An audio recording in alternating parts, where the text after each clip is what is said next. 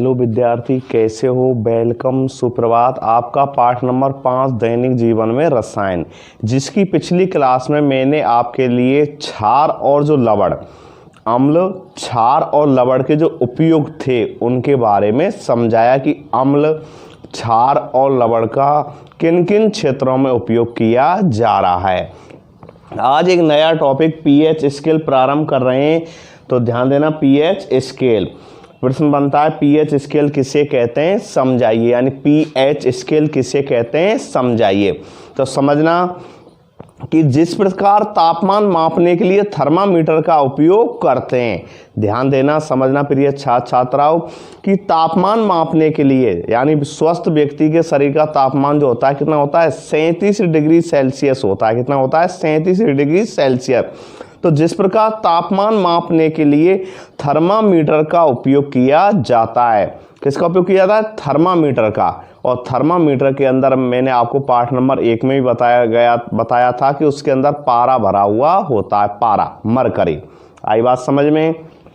तो ध्यान देना कि जैसे तापमान मापने के लिए, जिस प्रकार तापमान मापने के लिए हम थर्मामीटर का प्रयोग किया जाता है, ठीक उसी प्रकार अम्ल और जो क्षार हैं, अम्ल और क्षार के सामर्थ्य को मापने के लिए पीएच स्केल का उपयोग करते हैं। यानी जिस प्रकार हमारे शरीर का तापमान, यानी एक तरह से हम अपने शरीर की बात करें, मानव की बात करें, तो जिस प्रकार मानव शरीर का तापमान मापने के लिए किसका उपयोग करते हैं? थर्मामीटर का उपयोग करते हैं। उसी प्रकार अम्ल क्षार के सामर्थ्य को मापने के लिए, अम्ल क्षार के सामर्थ्य को मापने के लिए पीएच स्केल का उपयोग करते हैं। किसका उपयोग करते हैं? पीएच स्केल का। आई बात समझ में? और यह स्केल किसी भी विलयन में उपस्थित हाइड्रोजन आयन की सांद्रता को मापता है। और जो स्केल होता है कौन सा? पीएच स्केल, ये किसी भी विलयन में यानी हाइड्रोजन आयन की सांद्रता को मापने का कार्य करता है। यह स्केल विलयन में उपस्थित हाइड्रोजन आयन की सांद्रता को मापने का कार्य करता है। और पीएच में दो शब्द हैं, पी और एच। पी जो होता है एक जर्मन भाषा का शब्द है, पुशांस।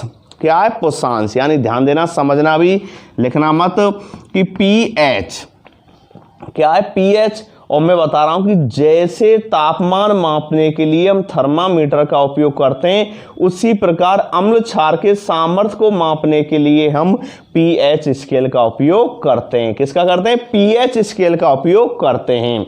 आई बात समझ में? और ये स्केल जो होता है किसी भी विलयन में उपस्थित हाइड्रोजन आयन की सांद्रता को मापने का कार्य करता है। यानी कोई विलयन में उपस्थित हाइड्रोजन आयनों की सांद्रता कितनी है उसको मापने का कार्य करता है। कौन? PH scale.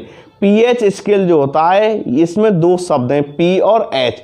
पी जो है एक जर्मन भाषा का शब्द होता है, यानी पी जो होता है एक जर्मन भाषा का शब्द है, पुशांस। क्या है? पुशांस, जिसका अर्थ होता है शक्ति। क्या होता है? शक्ति। आई बात में? पी जो है एक जर्मन शब्द किससे? पुशांस से बना हुआ है। किससे बना है? पुशांस से। पुशांस से। और जिसका अर्थ क्या होता है? शक्ति होता है। क्या होता है? शक्ति। और एच का मतलब होता है हाइड्रोजन आयन। क्या होता है? Hydrogen ion. क्या होता है? Hydrogen ion. एच का मतलब क्या हो गया? Hydrogen ion. और पी का मतलब क्या हो गया?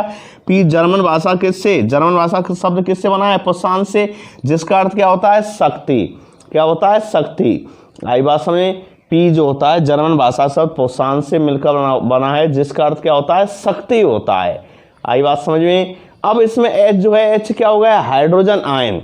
अगर सामान्य में बात करें हिंदी में इसका पूरा अर्थ, तो हाइड्रोजन आयन की सांद्रता, शक्ति या सांद्रता एक ही बात है, हाइड्रोजन आयन की सांद्रता। और अगर ये आपकी फुल फॉर्म पीएच की जैसे देखें हम इंग्लिश में, तो pH power of hydrogen ion. Power of hydrogen ion यानी पावर ऑफ हाइड्रोजन आयन, यानी हाइड्रोजन आयन की सांद्रता। हाइड्रोजन आयन की सांद्रता यानी किसी विलयन में हाइड्रोजन आयन की सांद्रता कितनी है, इसका मापने के लिए हम पीएच स्केल का उपयोग करते हैं। आई बात समझ में? और इस पीएच स्केल को 1909 में, कब? 1909 में सोरेनसन नामक वैज्ञानिक ने इसका निर्माण किया था। 1909 में सोरेनसन नामक वैज्ञानिक ने पीएच स्केल को बनाया था या इसका निर्माण किया था। तो देखिए प्रश्न लिख लेना, पीएच स्केल किसे कहते हैं? ध्यान देना, पीएच स्केल किसे कहते हैं समझाइए। यानी अभी मैंने आपको बताया कि जिस प्रकार हमारे शरीर का, यानी जिस प्रकार शरीर का तापमान मापने के लिए किसका उपयोग करते हैं, थर्मामीटर का, उसी प्रकार अम्ल और क्षार के सामर्थ्य को मापने के लिए पीएच स्केल का क्या करते हैं, उपयोग करते हैं। तो प्रश्न लिख लो, पीएच स्केल किसे कहते हैं, समझाइए। पीएच स्केल किसे कहते हैं, समझाइए। ध्यान देना, ये आपका प्रश्न है, पीएच स्केल किसे कहते हैं, समझाइए। तो नोट करना, बहुत महत्वपूर्ण बात। तो इसकी डेफिनेशन लिख लो, पीएच स्केल, यानी पीएच स्केल किसे कहते हैं, समझाइए। और मैंने बताया था पीएच स्केल के बारे में अभी कि किसी विलयन में हाइड्रोजन आयन की, किसी विलयन में हाइड्रोजन आयन की सांद्रता मापने में, किसी विलयन में हाइड्रोजन आयन की सांद्रता मापने में प्रयुक्त जो यंत्र होता है या प्रयुक्त जो स्केल है उसको हम पीएच स्केल के नाम से जानते हैं। तो इसकी डेफिनेशन लिख लो, किसी विलयन में, कोई विलयन हो सकता है, कोई सॉल्यूशन हो सकता है, किसी विलयन में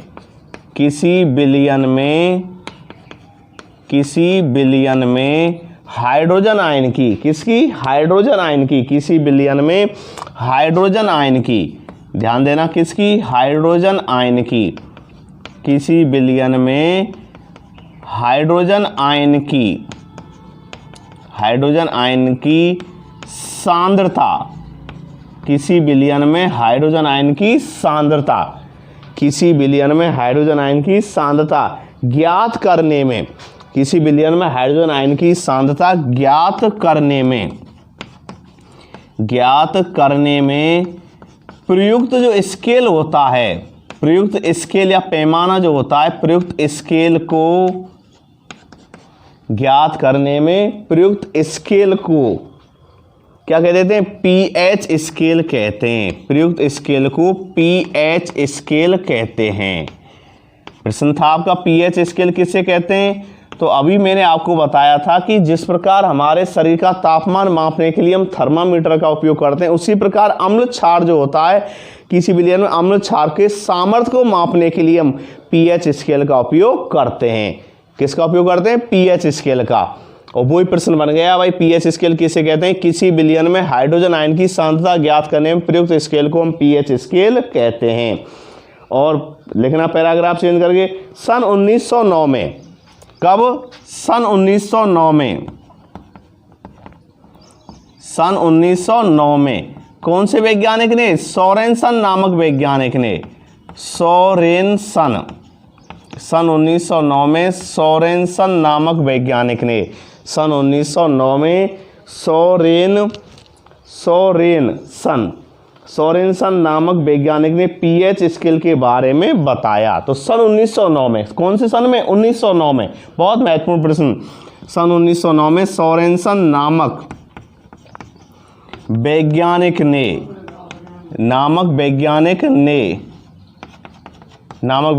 पीएच स्केल के बारे में बताया।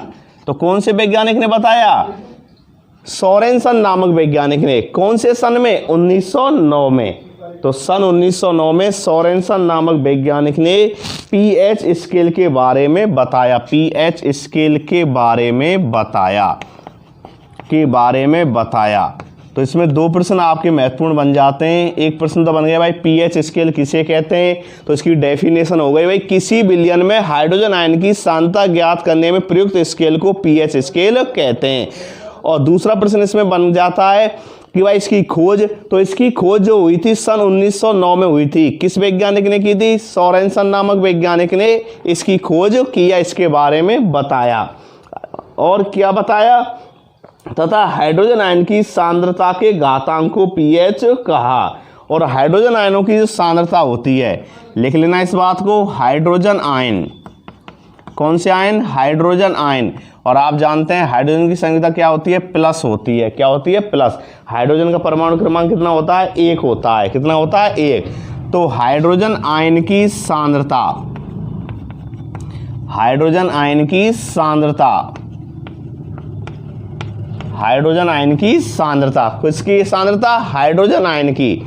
तो हाइड्रोजन आयन की सांद्रता के घातांक को, हाइड्रोजन आयन की सांद्रता के घातांक को क्या कहते हैं, pH कहा। हाइड्रोजन आयन की सांद्रता के घातांक को pH कहा। आई बात समझ में, बहुत महत्वपूर्ण बिंदु ये कि हाइड्रोजन आयन की जो सांद्रता होती है, यानी हाइड्रोजन आयन की सांद्रता के जो घातांक है उसको हम क्या कह देते हैं, pH कह देते हैं। आई बात समझ में। और इसमें आप लिख लेना एक बात कि pH कितने शब्दों से मिलकर बना है, 2 से, P और S से। तो लिखना यहाँ P जो है, यहाँ P जो है एक जर्मन शब्द है। कौन सा शब्द है, एक जर्मन शब्द, यानी यहाँ P एक जर्मन शब्द। और जर्मन शब्द कौन सा है अपना, जर्मन शब्द है पुसांस। कौन सा है, पुसांस। यहाँ P एक जर्मन शब्द, और जर्मन शब्द कौन सा है, पुसांस है। कौन सा है, पुसांस है। जर्मन शब्द पुसांस है। आई बात समझे। यहाँ P एक जर्मन शब्द पुसांस है, जिसका अर्थ क्या होता है, शक्ति होता है। जिसका अर्थ क्या होता है, शक्ति होता है। जिसका अर्थ क्या होता है, शक्ति होता है। क्या होता है, शक्ति होता है। आई बात समझ में। तो बहुत महत्वपूर्ण बात कि यहाँ P एक जर्मन शब्द, जर्मन भाषा के शब्द से किससे बना है, पुसांस से बना हुआ है। जर्मन भाषा का शब्द है पुसांस, और पुसांस से लिया गया है क्या, P, और जिसका अर्थ क्या होता है, शक्ति, यानी पावर होता है। क्या होता है, पावर, शक्ति होता है। आई बात समझ। और H का मतलब क्या हो गया, हाइड्रोजन आयन। क्या हो गया, H का मतलब क्या हो गया, हाइड्रोजन आयन। आई बात समझ।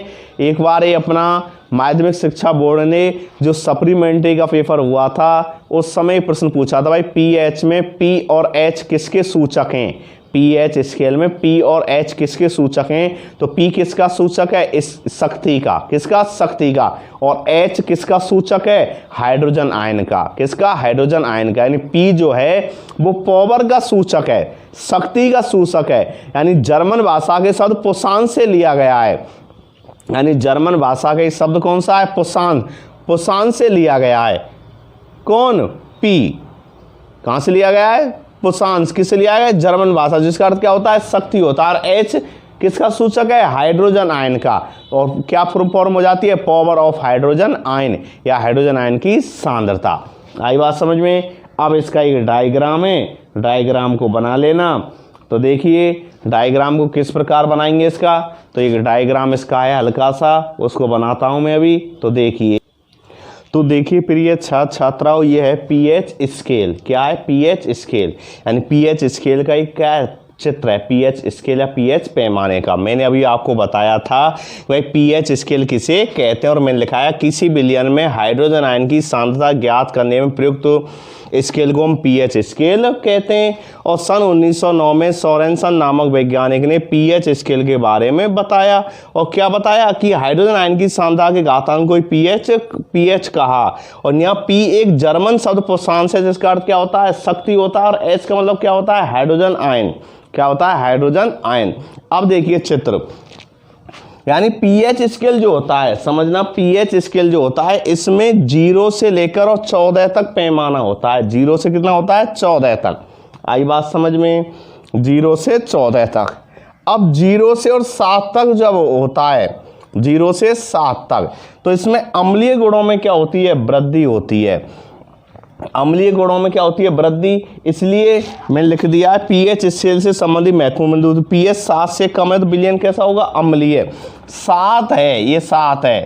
आई बात, जो 7 है ये, ठीक है ना, मध्य में, तो 7 है तो विलयन कैसा होगा, उदासीन। कैसा होगा, उदासीन। आई बात, 7 पर है तो विलयन कैसा होगा, उदासीन होगा।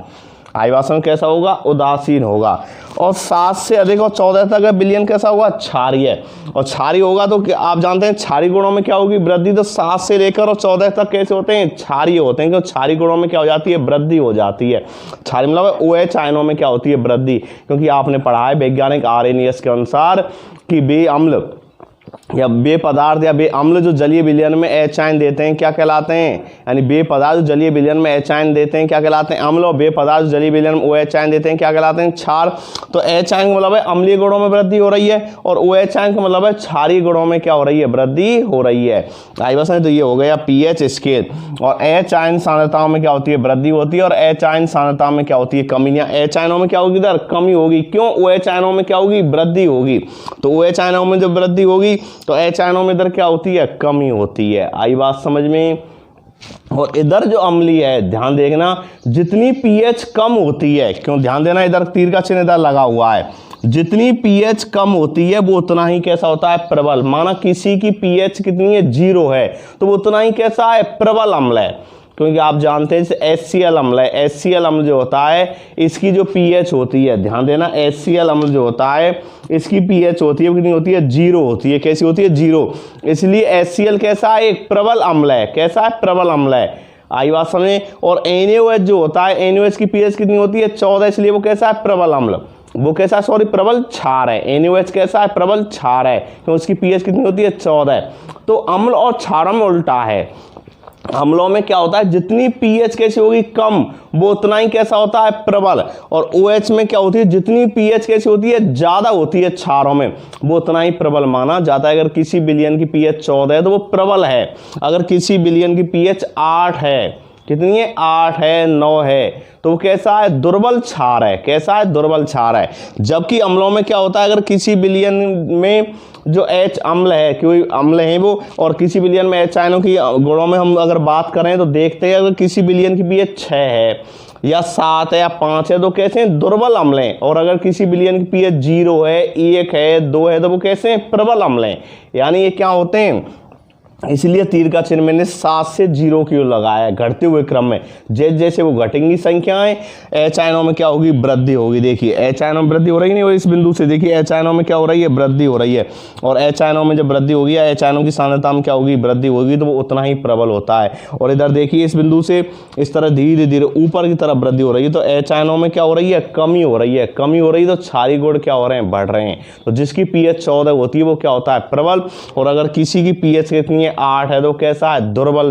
कैसा है, दुर्बल क्षार है। कैसा क्षार है, दुर्बल क्षार है। तो इस अंतर को भी ध्यान रखना, इसलिए मैंने लिख दिया पीएच स्केल के संबंधित महत्वपूर्ण बिंदु।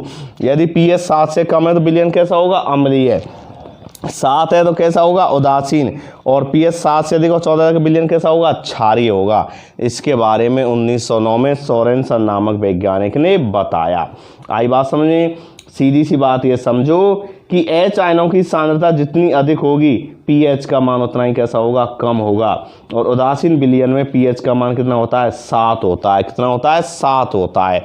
इसलिए उदासीन जल है या NaCl होता है, नमक होता है, इनकी पीएच हमेशा कितनी होती है, 7 होती है। इसलिए कैसे होते हैं, उदासीन है। NaCl भी उदासीन लवण है। शुद्ध जल भी कैसा होता है, उदासीन होता है। उनकी पीएच कितनी होती है, 7 होती है। आई बात समझ में।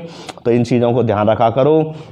0 के 7 के मध्य में तो अम्लीय विलयन है, 7 है तो उदासीन है, और 7 से अधिक और 14 तक वो कैसा है, क्षारीय है। लेकिन एक बात जो महत्वपूर्ण है वो ये है कि अगर जितनी पीएच कैसी होगी, कम होगी, पीएच कैसी होगी, कम होगी, वो उतना ही कैसा होगा, प्रबल होगा। वो उतना ही कैसा होगा, प्रबल होगा। यानी जिसकी पीएच जितनी कैसी होती है, कम होती है, वो उतना ही कैसा होगा, प्रबल होगा।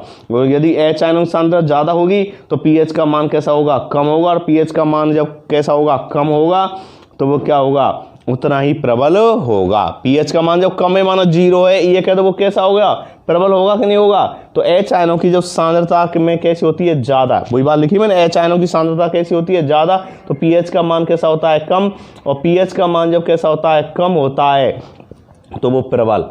आई बात समझ में। और अगर एच आयनों की सांद्रता में कैसी है, कमी है, तो क्षारीय गुणों में क्या हो जाती है, वृद्धि हो जाती है। आई बात समझ। तो ये हो गया आपका पीएच स्केल किसे कहते हैं, समझाइए। तो किसी विलयन में हाइड्रोजन आयन की सांद्रता ज्ञात करने में प्रयुक्त स्केल को हम पीएच स्केल कहते हैं। किसने बनाया, 1909 में सोरेनसन नामक वैज्ञानिक ने। अब इसमें एक प्रश्न बनता है कि भाई पीएच किसे कहते हैं। अभी तो पढ़ा हमने पीएच स्केल, क्या पढ़ा है, पीएच स्केल।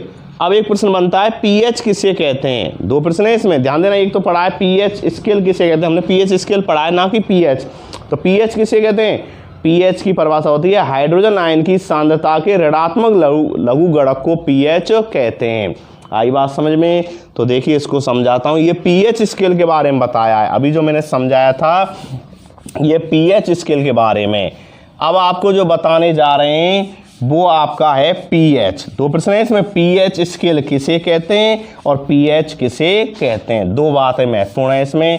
अब देखिए प्रश्न लिख लेना, पहले नोट करो, प्रश्न नोट कर लो पहले, और उसके बाद आपको पीएच के बारे में बताएंगे। अभी मैंने समझाया था पीएच स्केल के बारे में, अब है पीएच किसे कहते हैं। तो बच्चों प्रश्न नोट करो और ध्यान से समझना, पीएच किसे कहते हैं। अभी तक क्या पढ़ा था? पीएच स्केल पढ़ा था, अब पढ़ रहे हैं पीएच किसे कहते हैं। पीएच किसे कहते हैं समझाइए, पीएच किसे कहते हैं समझाइए। आई बात समझ में? पीएच किसे कहते हैं समझाइए। तो देखिए प्रिय छात्र एवं छात्राओं, ध्यान देना, बोर्ड तरफ नज़र। और पीएच के बारे में मैंने अभी बताया भाई, पीएच किसे कहते हैं। परिभाषा मैंने अभी बोली थी कि हाइड्रोजन आयन की सांद्रता के ऋणात्मक लघुगणक को पीएच कहते हैं। यानी हाइड्रोजन आयन की सांद्रता का जो ऋणात्मक लघुगणक होता है उसे हम पीएच के नाम से जानते हैं। तो पहले परिभाषा लिख लो, तब आपकी समझ में आएगा ये कि हाइड्रोजन आयन, कौन से ion? Hydrogen ion, hydrogen ion, hydrogen ion, कौन से? हाइड्रोजन आयन की सांद्रता के, हाइड्रोजन आयन की सांद्रता के, हाइड्रोजन आयन की सांद्रता के ऋणात्मक लघुगणक को, ऋणात्मक लघुगणक को, लघुगणक लॉग होता है, लॉग क्या होता है? लॉग। लघुगणक को, गणक को लघुगणक बोलते हैं, गणना वाले को, लघुगणक को पीएच कहते हैं। लघुगणक को क्या कहते हैं? पीएच कहते हैं। लघुगणक को पीएच कहते हैं। तो बहुत महत्वपूर्ण बात है आपकी ये, ध्यान देना, पीएच किसे कहते हैं समझाइए। तो हाइड्रोजन आयन की सांद्रता के, हाइड्रोजन आयन की सांद्रता के ऋणात्मक लघुगणक को क्या कहते हैं? हम पीएच कहते हैं। और लिख लेना, इसका एक सूत्र है कि पीएच बराबर, पीएच बराबर माइनस लॉग 10H प्लस, क्या हो गया? H plus. तो सुनिए, सूत्र से परिभाषा वो हो रही क्लियर। हाइड्रोजन आयन की सांद्रता के, ये क्या हो गया? हाइड्रोजन आयन हो गया, और हाइड्रोजन आयन की सांद्रता किसमें होती है? प्लस में। तो हाइड्रोजन आयन की सांद्रता के ऋणात्मक, ये किसका चिन्ह है? ऋणात्मक है कि नहीं? ऋणात्मक। और लॉग क्या होता है? लघुगणक को बोलते हैं, लघुगणक को हम पीएच कहते हैं। हाइड्रोजन आयन की सांद्रता के ऋणात्मक लघुगणक को क्या कहते हैं? पीएच कहते हैं। क्या कहते हैं? पीएच कहते हैं। आई बात समझ में? यानी प्रश्न है पीएच किसे कहते हैं।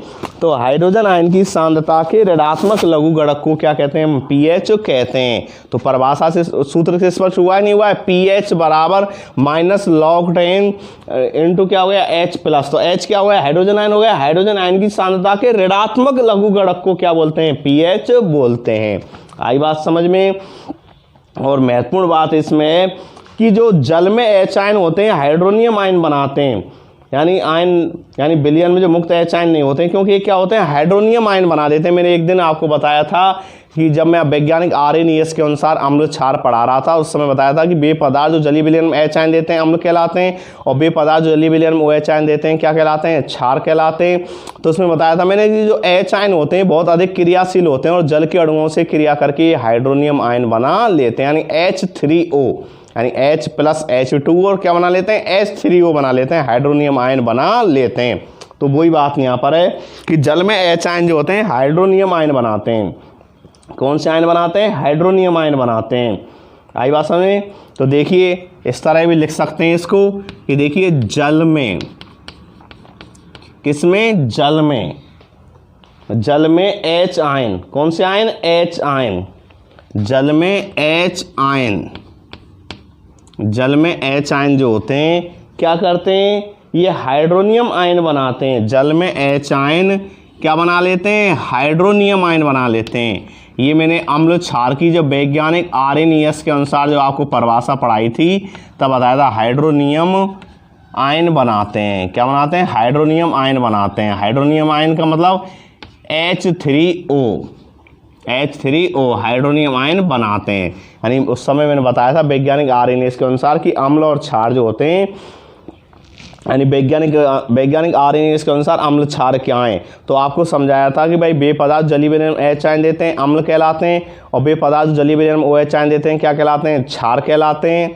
क्या कहलाते हैं? क्षार। और उसमें बताया कि जो H आयन होते हैं मुक्त नहीं रहते हैं, बहुत क्रियाशील होते हैं और जल के अणुओं के साथ क्रिया करके क्या बना लेते हैं? हाइड्रोनियम आयन बना लेते हैं। और हाइड्रोनियम आयन यानी H3O आई समझ। आगे इसमें बताया अतः pH को निम्न प्रकार से लिख सकते हैं, और इस बात को नोट करना, अतः pH को निम्न प्रकार से लिख सकते हैं। कैसे लिख सकते हैं? तो देखिए निम्न प्रकार से लिख सकते हैं, गौर देना कैसे लिख रहे हैं, समझना कि देखिए pH बराबर -log10, और H जो है कैसा है? क्रियाशील है, और जल के साथ क्रिया करके क्या बना दिया है इसने? हाइड्रोनियम आयन बना दिया है। तो हाइड्रोनियम आयन क्या होता है? H3O+ हाइड्रोनियम आयन बना देता है। तो क्या हो गया? pH बराबर -log10 हाइड्रोनियम आयन हो गए। आई बात समझ? हाइड्रोनियम आयन, तो इस यहाँ पर प्लस लगा देना, ठीक है, ये प्लस यहाँ पर आ जाएगा हाइड्रोनियम आयन। तो सूत्र क्या बन गया? pH बराबर -log10 इंटू हाइड्रोनियम आयन। और उदासीन जल जो होता है, उदासीन जल में ध्यान देना कि उदासीन जो जल होता है इसमें H आयन और OH आयन की सांद्रता कैसी होती है? यानी इसमें बराबर होती है। यानी हाइड्रोजन आयन की जो सांद्रता होती है वो, यानी उदासीन जल में हाइड्रोजन आयन और OH आयन जो होते हैं, हाइड्रोक्साइड आयन होते हैं या हाइड्रोसिल आयन होते हैं, उनकी सांद्रता कैसी होती है? बराबर होती है। वो कितनी होती है? 1 × 10⁻⁷ मोल प्रति लीटर, यानी 1 × 10⁻⁷ मोल प्रति लीटर होती है। तो इस बात को लिख लेना। उदासीन जल में, उदासीन जल की pH कितनी होती है भाई? 7 होती है। तो वो 7 कैसे हुई, कैसे निकल के आई 7? वो उस चीज़ को हम आपको बता रहे हैं। तो उदासीन जल में ध्यान देना, कौन से जल में? उदासीन जल में H आयन तथा OH आयन, यानी उदासीन जल में H आयन तथा OH आयनों की सांद्रता, OH आयनों की सांद्रता कितनी होती है? OH आयनों की सांद्रता कितनी होती है? 1 × 10⁻⁷, 1 × 10⁻⁷ मोल प्रति लीटर। कितनी होती है? मोल प्रति लीटर होती है। आई बात समझे? मोल प्रति लीटर होती है, मोल प्रति लीटर होती है। यानी उदासीन जल में H आयन और OH आयन की सांद्रता 1 × 10 की पावर कितनी? -7, 1 × 10 की पावर कितनी होती है? -7, क्या 7 मोल प्रति लीटर होती है। आई बात समझे? ये समझिए आप, इसमें थोड़ा सा आपको दिमाग अपना पीछे की तरफ ले जाना होगा।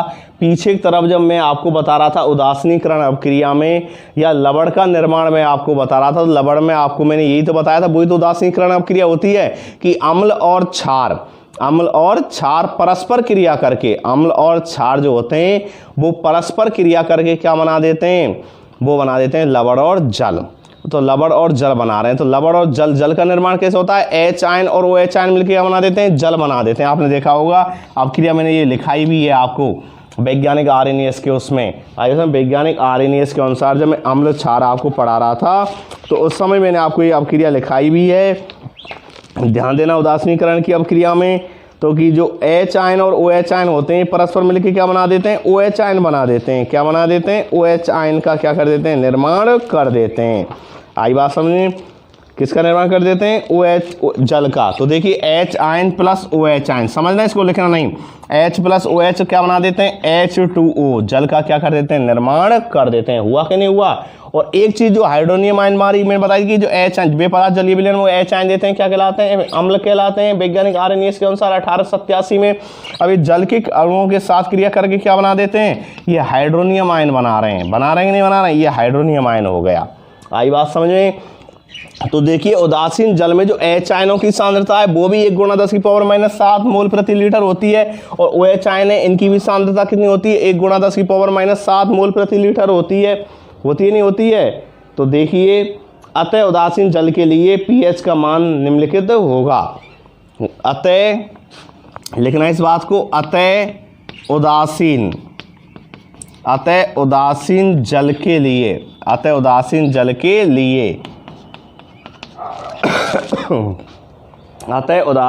के लिए पीएच का मान, किसका, पीएच का मान निम्नलिखित होगा। पीएच का मान क्या होगा, निम्नलिखित होगा। और निम्नलिखित में कौन कौन सा होगा, ध्यान देना, समझना। अतः उदासीन जल के लिए पीएच का मान निम्नलिखित होगा, और क्या होगा, गौर देना, यानी निम्नलिखित होगा। तो क्या होगा, उदासीन जल का पीएच मान कितना होता है, 7 होता है। कैसे निकल के आया, तो देखिए पीएच बराबर, इसको मैंने बता रहा हूं, पीएच बराबर -log10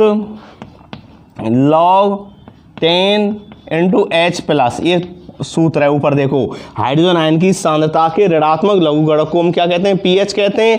अब देखिए पीएच बराबर -log10 × 1 × 10⁻⁷। आई बात समझ, एच की जगह क्या रख दिया हमने, 1 × 10⁻⁷। और अगले स्टेप में क्या हो जाएगा, पीएच बराबर 7 log10, 7 क्या हो गया, इधर आ गया 7 log10 हो गया। आई बात समझ, 7 log10 हो गया। और log10 का मान कितना होता है, 1 होता है, 7 गुणा कितना हो जाएगा, 1 बराबर कितना हो गया, 7। इसलिए उदासीन जल की पीएच कितनी होगी, 7 होगी। तो पीएच बराबर कितना हो गया, 7 होगा।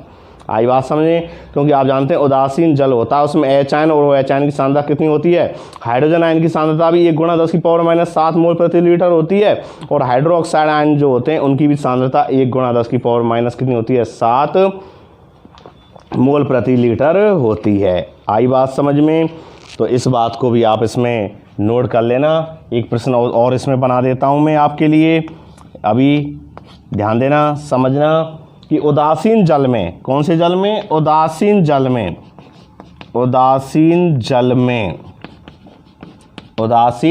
में यानी एच आयन, एच का आयन का क्या हुआ है, हाइड्रोजन आयन, एच आयन तथा ओ एच आयन। उदासीन जल में एच आयन तथा ओ एच आयन यानी हाइड्रोक्साइड आयन, आयनों की सांद्रता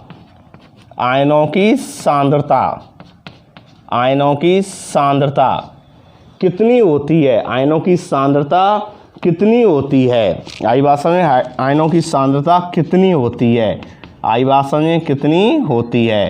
तो आप जानते हैं प्रिय छात्र छात्राओं, गौर देना, उदासीन जल जो होता है उसमें जो एच आयन होते हैं और ओ एच आयन कैसे होते हैं, बराबर होते हैं, तभी तो वो क्या है, जितने धनायन है उतने क्या है, ऋणायन, तभी तो वो उदासीन है, तभी तो क्या है, वो उदासीन है। इसलिए गौर देने वाली बात होती है इसमें कि भाई जो एच आयन होते हैं, हाइड्रोजन आयन की सांद्रता कितनी होती है, 1 × 10⁻⁷ मोल प्रति लीटर, और हाइड्रोक्साइड आयन की सांद्रता भी कितनी होती है, 1 × 10⁻⁷ मोल प्रति लीटर, तो बराबर होती है। तो लिख लेना, हाइड्रोजन आयन की सांद्रता, हाइड्रोजन आयन की सांद्रता कितनी हो गई, 1 × 10⁻⁷ मोल प्रति लीटर, ये हाइड्रोजन आयन की हो गई। आई बात समझिए, हाइड्रोजन आयन की सांद्रता कितनी हो गई, 1 × 10⁻⁷ मोल प्रति लीटर। और हाइड्रोक्साइड जो होते हैं, कौन से होते हैं, हाइड्रोक्साइड, और हाइड्रोक्साइड जो होते हैं उनकी सांद्रता, तो इसमें भी लिख लेना, हाइड्रोक्साइड आयन की सांद्रता, हाइड्रोक्साइड आयन की सांद्रता। और हाइड्रोक्साइड आयन की सांद्रता कितनी होती है, इसकी भी सांद्रता ये होती है 1 × 10⁻⁷ मोल प्रति लीटर, मोल प्रति लीटर। आई बात समझ, हाइड्रोजन आयन की सांद्रता भी 1 × 10⁻⁷ मोल प्रति लीटर, और हाइड्रोक्साइड आयन की सांद्रता भी 1 × 10⁻⁷ मोल प्रति लीटर। तो दोनों कैसी होती है, बराबर होती है, बराबर है तभी तो वो उदासीन है। आई बात समझ, दोनों की सांद्रता कैसी है, बराबर, जितने प्लस आयन है उतने क्या है, ऋणायन है, जितने धनायन उतने क्या है, ऋणायन है, तभी तो वो कैसा है, उदासीन है। इसलिए उदासीन जल की पीएच कितनी होती है, 7 होती है। आई बात समझ में? एक बार और देखो, पीएच स्केल किसे कहते हैं, तो हाइड्रोजन आयन की सांद्रता के ऋणात्मक लघु घटक को क्या कह देते हैं, पीएच। और पीएच बराबर क्या होता है, -log10H+ हो गया। परिभाषा स्पष्ट हो रही है इसमें। और जल में जो H आयन होते हैं हाइड्रोनियम आयन बनाते हैं, अतः पीएच को निम्न प्रकार से भी लिख सकते हैं, पीएच बराबर -log10H3O, यानी हाइड्रोनियम आयन बना के नहीं बना, हाइड्रोनियम आयन बन गया, ये हाइड्रोनियम आयन ही है। आई बात में मैंने बताया था कि जलीय विलयन में जो H आयन होते हैं ये जल के साथ क्रिया करके क्या बना देते हैं, हाइड्रोनियम आयन का निर्माण कर देते हैं। और उदासीन जल का पीएच कितना होता है, 7 होता है। 7 कैसे होता है, हमारे पास प्रमुख सूत्र क्या है, पीएच बराबर -log10 × H+, और H+ यानी हाइड्रोजन सांद्रता कितनी, 1 × 10⁻⁷। अब -7 है, इसको हमने इधर ले आए प्लस में, तो प्लस क्या हो गया, 7log10, 7log10 हो गया। अब 7 लिख दिया, log10 का मान कितना होता है, 1 होता है, मान फिक्स है log10 का। जैसे आपका पाई का मान 22/7 होता है, साइन कोस कोसेक जो आप पढ़ते हैं मैथ में उनके मान फिक्स होते हैं, इसी तरह log10 का मान भी कितना होता है, 1। तो 7 × 1 करेंगे कितना आ जाता है, 7। और उदासीन जल की जो पीएच होती है वो कितनी होती है, 7 ही होती है। आई बात समझ में? तो ध्यान देना, 1909 में ये सोरेनसन नामक वैज्ञानिक ने इसको खोजा था। कुछ इसमें पदार्थ दे रखे हैं, जैसे हाइड्रोक्लोरिक अम्ल बुक में दे रखे हैं, हाइड्रोक्लोरिक अम्ल HCl, HCl की पीएच कितनी होती है, 0 होती है। कितनी होती है, 0 होती है, यानी HCl की पीएच कितनी होती है, 0 होती है। लिख लेना, HCl की पीएच 0 होती है। और अपना जठर रस जो होता है, जठर रस की जो पीएच होती है वो कितनी होती है, 1.2 होती है, यानी जठर रस की कितनी होती है, 1.2 होती है। बुक में ही लिख लेना इनको, प्रश्न इसका आता नहीं है वैसे पीएच के संबंधित में। जो मान वैसे दिए तो आते हैं, पीएच किसे कहते हैं, पीएच इसका, लेकिन ये नहीं आता भाई जठर रस की पीएच कितनी है, टमाटर कितनी है, दही की कितनी है, लेकिन फिर भी बुक में दे रखे हैं तो उनकी पीएच आप लिख लो कि HCl की पीएच कितनी होती है, 0। कितनी होती है, 0। जठर रस की कितनी होती है, 1.2 होती है। दूध की कितनी होती है, 6.5 होती है। कितनी होती है, 6.5 होती है। किसकी, दूध की। दही की कितनी होती है, 4.3 होती है। कितनी होती है, 4.3। आई बात समझ, कितनी होती है, 4.3 होती है। और नींबू के रस की कितनी होती है, 2.2 होती है। टमाटर कितनी होती है, 4। संतरा कितनी होती है, 3.2 से 3.9 होती है। शुद्ध जल की कितनी होती है, 7 होती है। NaOH की कितनी होती है, 14 होती है। रक्त की कितनी होती है, 7.4 होती है। साबुन का जो पानी है, साबुन के पानी कितनी होती है, 12 कितनी होती है, 5 होती है, 12.5 होती है। मिल्क ऑफ मैग्नीशिया जो होता है इसकी कितनी होती है, 10 होती है। और सोडा युक्त जो पेय पदार्थ होती है इसकी कितनी होती है, 9.2 होती है। ठीक है ना। तो इनके पीएच के मान है, तो इनसे संबंधित इस प्रश्न को भी मैं आपको लिखा देता हूँ, तो उस प्रश्न को भी नोट कर लेना। तो देखिए आपको 2 प्रश्न आप बताइए, तो पीएच स्केल किसे कहते हैं और एक पीएच किसे कहते हैं, 2 प्रश्न आपको समझाएं। और उदासीन जल की पीएच निकालना भी बताया है कि उदासीन जल की जो पीएच होती है कितनी होती है, उदासीन जल की पीएच होती है अपनी 7। कितनी होती है, 7 होती है। शुद्ध जल उदासीन जल होता है उसकी 7 होती है, इसलिए उसको शुद्ध जल या उदासीन जल के नाम से भी जानते हैं। तो देखिए प्रिय छात्राओं, इस प्रश्न को नोट कर लेना कि कुछ महत्वपूर्ण पदार्थों की प्रकृति पीएच के मान के आधार पर लिखिए। ये प्रश्न नोट कर लेना, इसको नोट करना है इस प्रश्न को। कुछ महत्वपूर्ण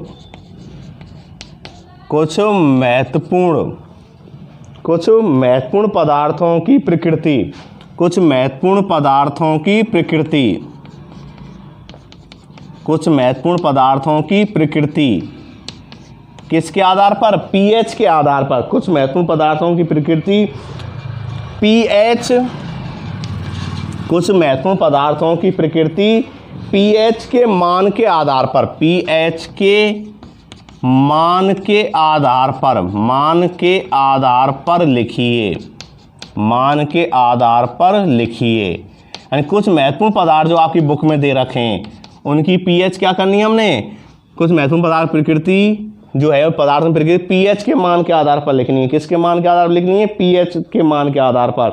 तो देखिए इसमें एक पैमाना होता है, और पैमाना मैंने आपको बताया था पीएच का 1909 में सोरेनसन नामक वैज्ञानिक ने जो खोजा था कि भाई ये 0 से प्रारंभ होता है। किससे होता है, 0 से कितना होता है, 14 होता है।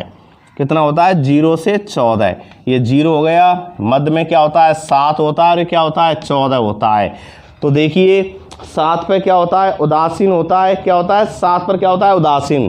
तो देखिए 0 से 7 जो है, 0 से क्या है 7 है, तो 0 से 7 जो होता है वो कैसी होती है अम्लीय प्रवृत्ति होती है, कैसी होती है अम्लीय।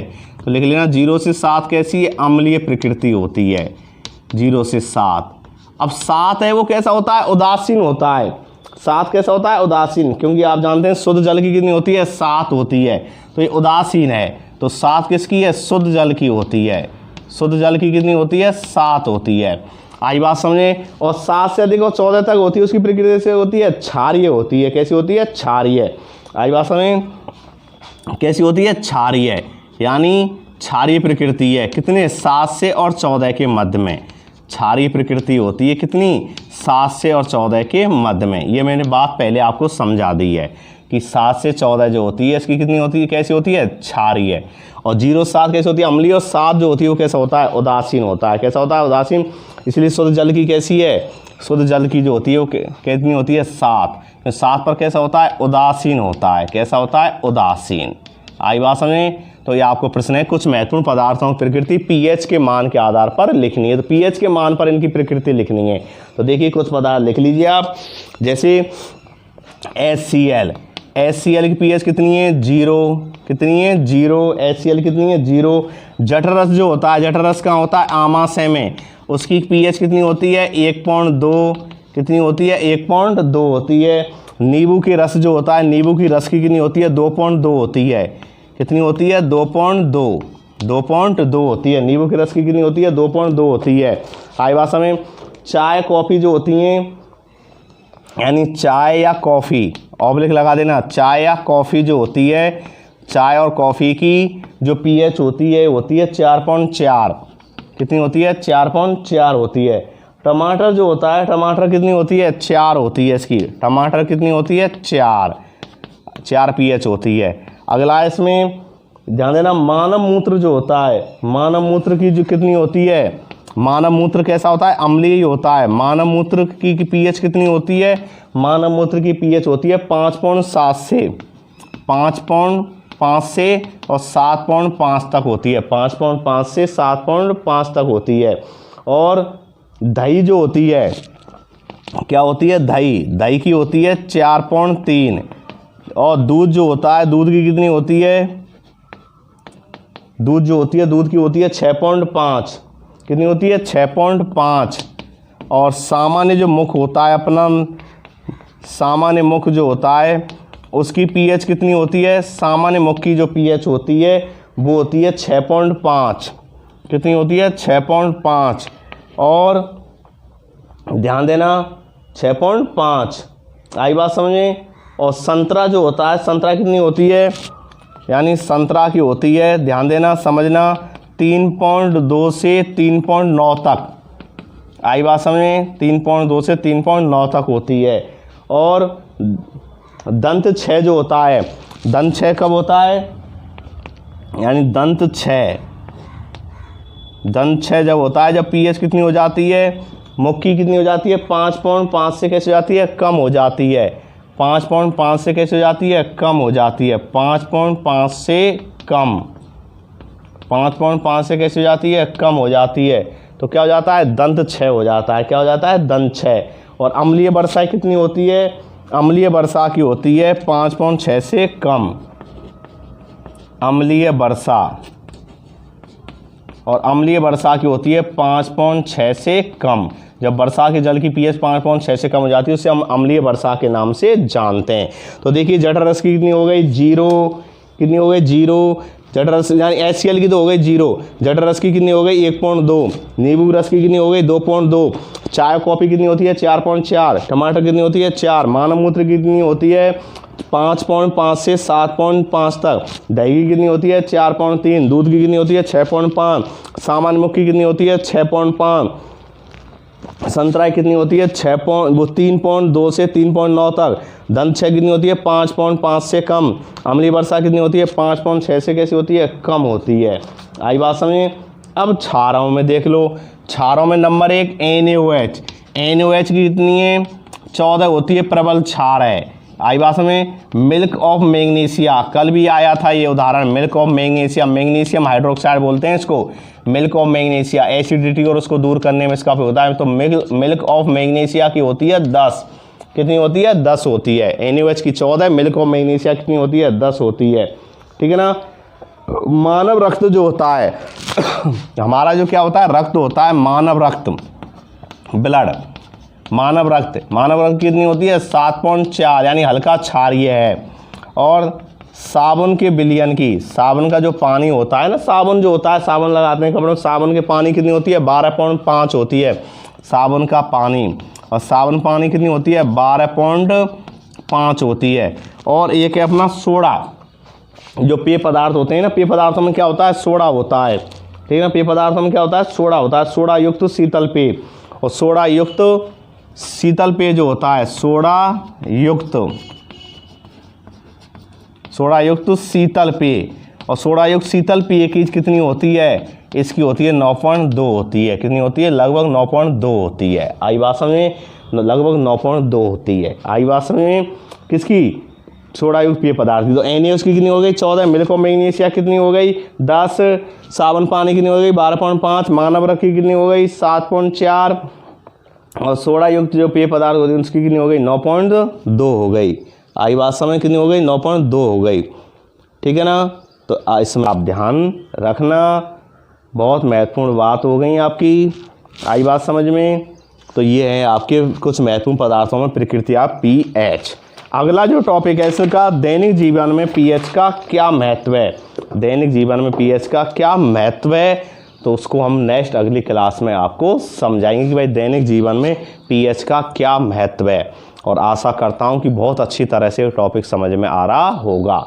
और कमेंट्स बॉक्स में आप जब अच्छी तरह से टॉपिक समझ में आता है तो कमेंट्स बॉक्स में यस, ओके आदि का आप जवाब दिया करो। थैंक्स, नेक्स्ट मिलते हैं अगली क्लास में दैनिक जीवन में pH के महत्व के साथ। ओके, घर पर रहो, सुरक्षित रहो। थैंक्स।